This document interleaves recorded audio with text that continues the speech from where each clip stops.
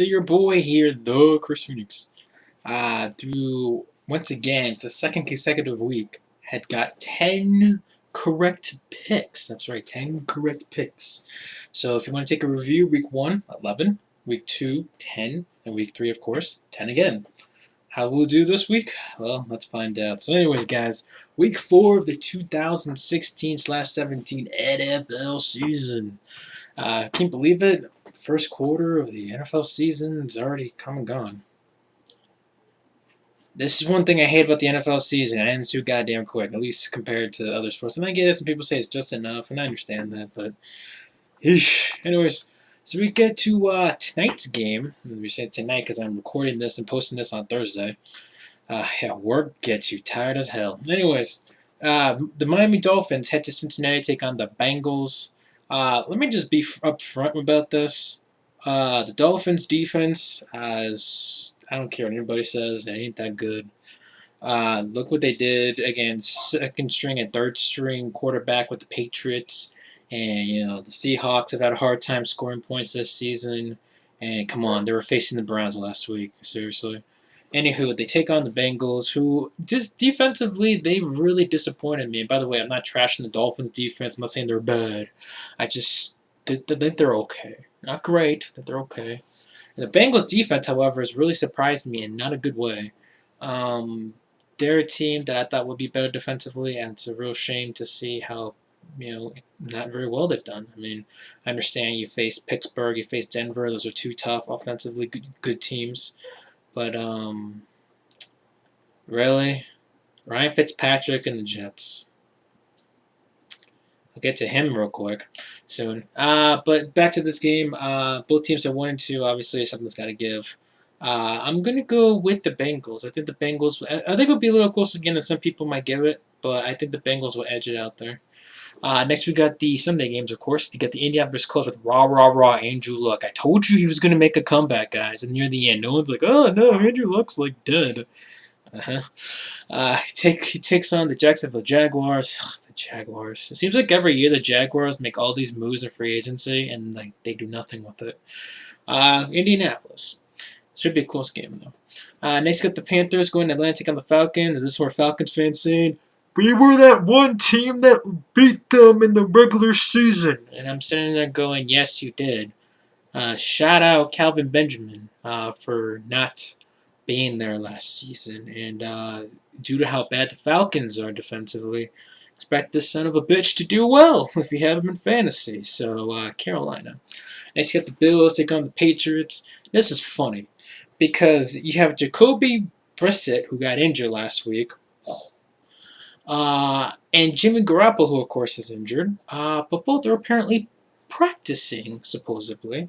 And the Patriots, it seems like right now, are not going to announce who the starting quarterback will be, because remember, this is the final week of Tom Brady's BS suspension. Hashtag free Brady. I don't care, the suspension already happened, it's still hashtag free Brady to me, damn it. But anywho, so the Bills don't know who is going to be Jacoby Brissett or Garoppolo, and I'm sitting there going, by the way, the Bills haven't won in Gillette Stadium in over a decade. So I'm going to go with the Patriots. Next, you got the Detroit Lions going to Chicago take on the Bears. Oh my god, this Bears team, SUCKS, sucks. And I know what Bears fans are going to say. We're injured. Yeah, you are injured. But here's the thing. You're playing so bad right now. It's like at the point where I'm sitting there going, okay, even if you were healthy, would you be that much better? Brian Hoyer, Jay Cutler. Ugh. God. Anyways, the Lions, they have some good wide receivers in Marvin Jones and Golden Tate. Bears secondary sucks. Rest in peace, Bears secondary. Lions. Next, you got the Cleveland Browns going to the Redskins, taking on the Redskins of Washington. Again, I'm tired, pardon me for the botch there. The Browns, Cody Kessler didn't look too bad, but apparently Terrell Pryor is back to playing quarterback briefly and playing defense and running the football. Basically, long story short, Terrell Pryor is the heart of this team. God damn it.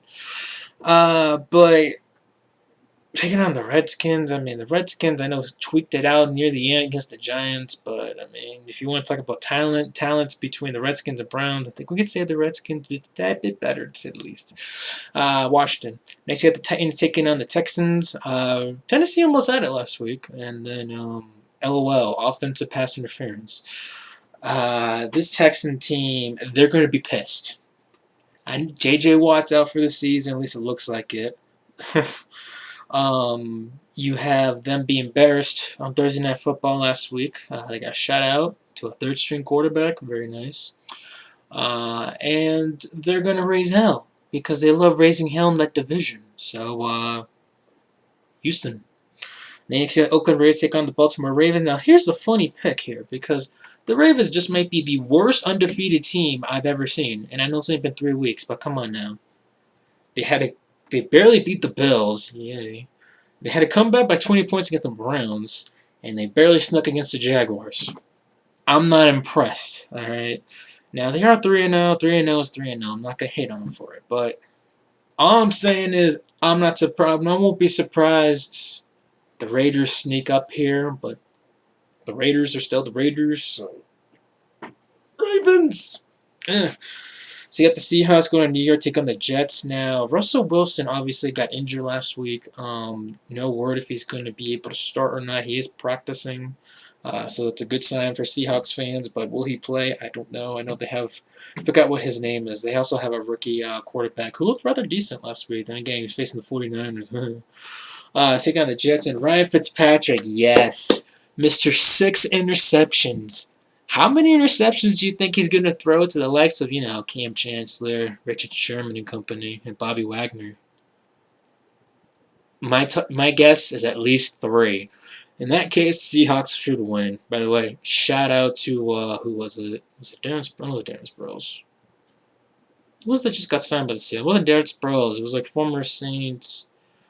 Oh, God, whatever. It's not worth thinking about. Next year, the Denver Broncos going to Tampa Bay take on the Buccaneers.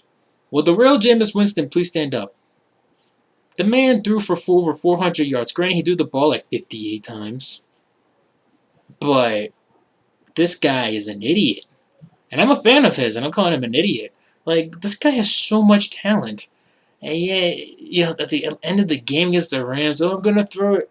What am I doing? It's like, oh my God. I've said about the Buccaneers, and I said it on Twitter. Follow me on Twitter. The link's down in the description box, of course, at TheChrisPhoenix.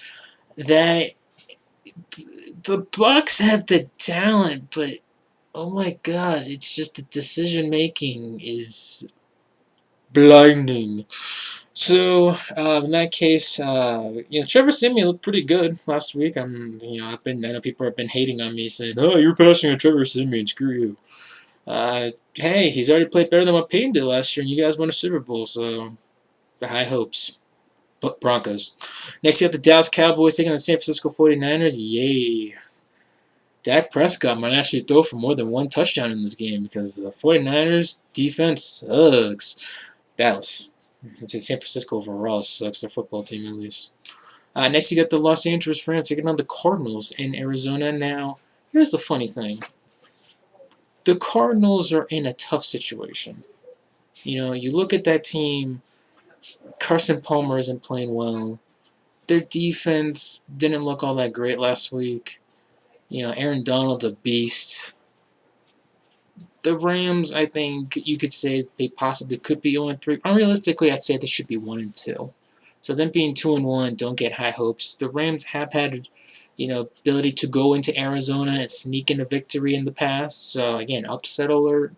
But there's also a strong possibility the Cardinals could come back in this game and wake up from their, inducing coma.